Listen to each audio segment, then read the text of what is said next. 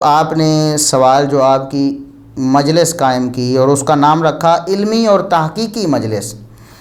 میرے پاس تو اتنا وقت نہیں ہوتا تھا، اور کچھ بنیادی اور بیسک جو ہمارے اختلافات سے صحابہ کرام کے حوالے سے، خصوصاً سیدنا معاویہ رضی اللہ تعالیٰ عنہ، سیدنا مغیرہ بن شعبہ، سیدنا عمرو بن عاص، سیدنا ابو موسیٰ اشعری رضی اللہ تعالیٰ عنہم، جن کے بارے میں آپ زبان درازیاں کرتے تھے کہ انہوں نے امت نال کم پایا معاذ اللہ، اور انہوں نے ڈھونگ رچایا اور انہوں نے ایسا کیا۔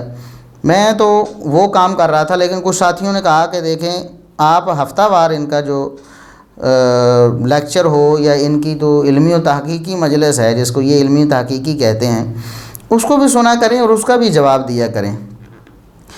اور کچھ ساتھیوں نے اس پر اصرار کیا، اور ایک ساتھی نے تو مطلب ہمیں بتایا کہ دیکھیں جو ابھی علمی و تحقیقی مجلس ان کی ہوئی ہے 6 نمبر 29 اپریل 2018 کو، اس میں انہوں نے اہل حدیثوں کو خائن کہا ہے، اور اہل حدیثوں کو کہا ہے کہ انہوں نے تحریف کی ہے قرآن کریم میں، تو آپ اس کا جواب دیں۔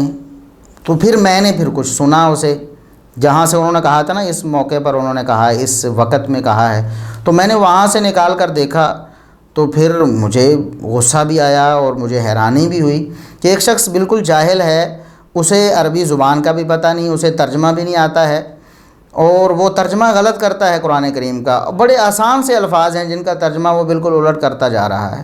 تو اسے کیسے کس نے حق دے دیا کہ وہ علماء دین پر اور مفسرین پر اور امام المفسرین پر اعتراض کرے کہ اس نے خیانت کی ہے اور اس نے ترجمہ ہی غلط کر دیا ہے؟ اس پر بھی انشاءاللہ آتے ہیں۔ پہلے میں آپ کو وہ ترجمہ بتاتا ہوں جو مرزا صاحب نے غلط کیا ہے۔ انہوں نے اپنے لیکچر میں کہا فلا تطیع الکافرین، اللہ نے فرمایا اے نبی فلا تطیع الکافرین، کافروں کی بات کا برا مت مانیے۔ قرآن نے کہا ہے فلا تطیع الکافرین وجاہدہم بہ جہادا کبیرا، اے نبی علیہ السلام کافروں کی بات کا برا مت مانیے اور قرآن کے ذریعے بڑا جہاد کیجیے۔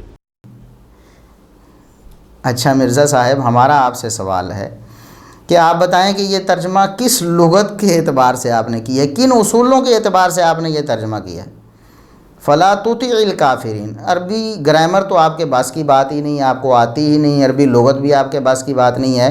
الحمدللہ آپ قرآن پاک کہیں سے بھی کھولیں، میں آپ کو ترجمہ کر کے بتا دوں گا، میں اس کی باریکیاں نہ بتا سکوں لیکن ترجمہ بالکل منوان کر کے آپ کو بتا دوں گا۔ عربی سے آپ نے پڑھی؟ جی عربی میں نے اسے پڑھی، میں نے بیسک عربی اتنی ضرور سیکھ لی کہ میں قرآن پاک کا ترجمہ کر سکوں۔ دیکھیں اطاع یطیع اطاعۃ کا معنی تو ہوتا ہے پیروی کرنا، تو نبی کریم صلی اللہ علیہ وسلم سے یہ فرمایا جا رہا ہے کہ آپ کافروں کی بات نہ مانیں، کافروں کی بات کی پیروی نہ کریں، تو آپ اس کا ترجمہ کر رہے ہیں کہ آپ کافروں کی بات کا برا نہ مانیں۔ تو یہ ترجمہ کس طرح آپ نے کس اصول سے کیا ہے؟ عربی کی کون سی لغت آپ کے سامنے تھی؟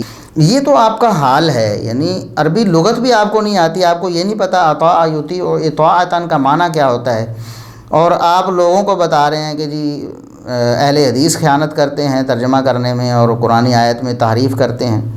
آپ کو کیسے پتہ چلا؟ کس نے بتایا آپ کو؟ اس پہ بھی انشاءاللہ ہم آگے بات کرنے والے ہیں۔